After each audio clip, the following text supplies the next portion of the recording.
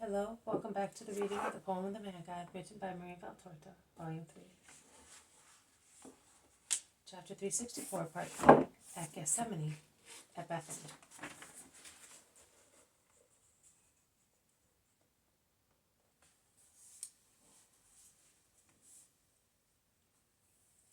And Jesus goes to Bethany at a good pace. Simon Zealot and Margiam are beside him. They are both very happy to have been chosen for that visit. Margiam, who is now in better spirits, asks many questions about the woman who came from Ephesus and whether Jesus was aware of the fact. I did not know. The kind actions of my mother are countless and are done in such mild silence that they are generally unknown. But the episode is really beautiful, says the zealot. Yes, so much so that I want to let John of Endor know. What do you think, Master? Shall we find his letters at Bethany? I am almost certain that we shall. We should find also the woman who was cured of leprosy, remarks the zealot. Yes, she complied with the precepts faithfully, but the time of her purification must now be over. Bethany appears on its tableland. They pass in front of the house, where once there were peacocks, flamingos, and stilt birds. The house is now closed and forsaken. Simon notices it. But his remark is interrupted by the cheerful greeting of Maximinus, who appears at the gate. Oh, Holy Master, how much happiness and so much grief. Peace to you. Why grief? Because Lazarus is suffering terribly with his ulcerated legs, and we do not know what to do to relieve his pain, but he will feel better, at least spiritually, when he sees you. They go into the garden, and while Maximinus runs ahead, they walk slowly towards the house. Mary of Magdala runs out shouting adoringly, Rabboni! And she is followed more calmly by Martha. They both look very pale, like people who have suffered and lost sleep. Stand up. Let us go to Lazarus at once. Oh, Master, Master, you can do everything. Cure my brother, implores Martha. Yes, good Master. He suffers more than he can bear. He is worn out and he groans with pain. He will certainly die if he continues so. Have mercy on him, Lord, urges Mary. I am full of mercy, but the time of miracle has not yet come for him. Let him be strong, and be strong with him. Help him to do the will of God. Ah, do you mean that he must die? Asks Martha, moaning and weeping. And Mary, whose eyes are shining with tears and love, a double love for Jesus and her brother, exclaims, Oh, Master, but in this way you prevent me from following and serving you, and you prevent my brother from enjoying my resurrection. Do you not want Lazarus' house to rejoice because of a resurrection? Jesus looks at her, smiling kindly and wittily, and he says, Just for one only. Come on. You do not think much of me if you think I can do one thing only. Be good and strong. Let us go, and do not weep like that. You would dispirit him with grievous suspicion. And he sets out ahead of them. In order to nurse Lazarus more comfortably, they have placed him in a room near the library, opposite the dining hall. Maximinus shows him the door, but lets Jesus go in alone. Peace to you, Lazarus, my dear friend. Oh, Holy Master, peace to you. There is no more peace for me, for my body, and my soul is depressed. I am suffering so much, Lord. Give me the dear order. Lazarus, come out, and I will rise completely cured to serve you. I will give it to you, Lazarus, but not now, replies Jesus, embracing him. Lazarus is very thin and yellowish, with deep-set eyes. He is clearly very ill and weak. He weeps like a child, showing his bluish, swollen legs, with sores, which I think are varicose, and are bleeding in several parts. He perhaps hopes that by showing Jesus the dreadful situation, he may be moved and work the miracle. But Jesus covers the sores delicately with the linen bandages sprayed with balm.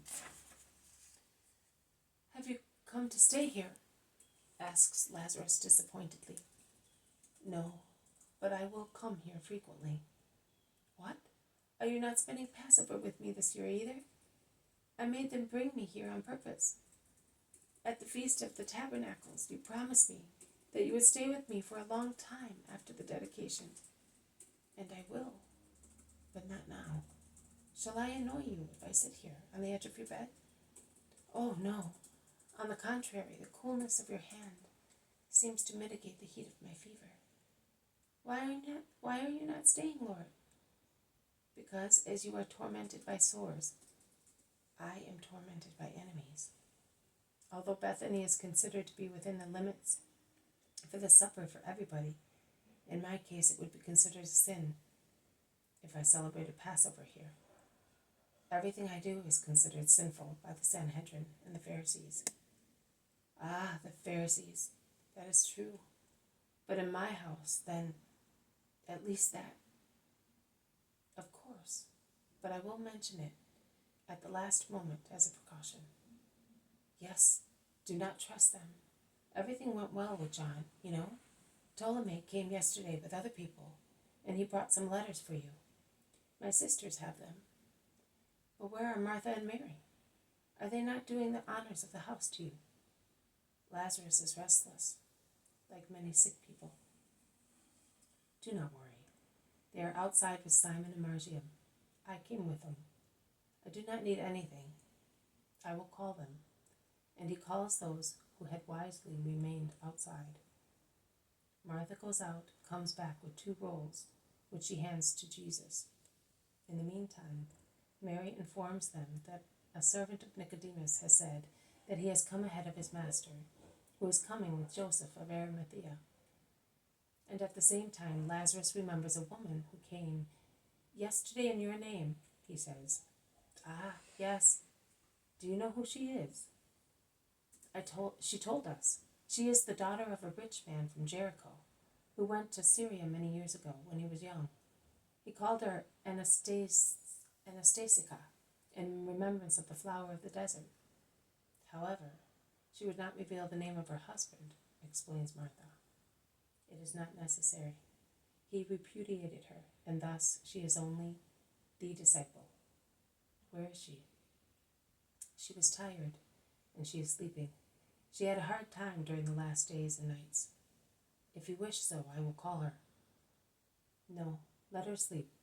I will see her tomorrow. Lazarus looks at Marcium admiringly. Marcium is on tenterhooks. He would like to know the contents of the rolls. Jesus notices it and opens them. He would like to know the contents of the rolls. Jesus notices it and opens them. Lazarus says, "What? Does he know?" Yes, he does, as well as the others, with the exception of Nathanael, Philip, Thomas, and Judas. You did the right thing in not letting him know, exclaims Lazarus. I have many doubts and fears.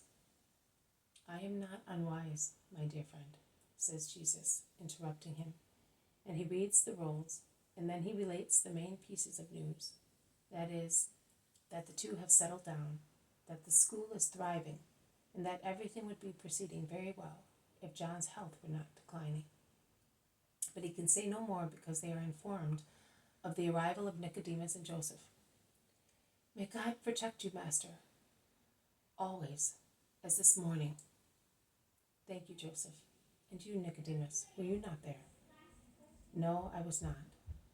But I heard that you had arrived, and I thought that I should come to Lazarus' house, as I was almost certain that I would find you here. And Joseph joined me. They speak of the events of the morning, standing around the bed of Lazarus, who is greatly interested in them and seems relieved of his suffering. But Gamaliel, Lord, did you hear him? Asks Joseph of Arimathea. Yes, I did. Nicodemus says, I instead say, but Judas Iscariot, Lord, after you left, I found him shouting like a demon in the middle of a group of disciples of the rabbis. He was accusing and defending you at the same time, and I am sure that he was convinced that he was doing the right thing. wanted to find fault with you, and were certainly instigated to do so by their teachers. He refuted their accusations heatedly, saying, "My master has one fault only. He does not enhance his power enough. He misses good opportunities. He wearies good people with his excessive meekness. He is king, and he must act as a king. You treat him as a servant because he is so meek. He ruins himself by being nothing but meek. The only thing that counts with you, vile, cruel people, is the lash of absolute violent power. Oh, why can I not make a violent Saul of him?" Jesus shakes his head without saying anything. "And yet, he loves you in his own way," remarks Nicodemus. "What a disconcerting man," exclaims Lazarus. "Yes, you are right. Although I have been with him for 2 years, I do not understand him yet," confirms the zealot. Mary of Magdala stands up with the majesty of a queen, and in her beautiful voice she proclaims, "I have understood him more than anybody else. He is abomination placed close to perfection, and there is nothing else to be said." And she goes out to perform a task and takes Marcion with her. "Perhaps Mary is right," says Lazarus.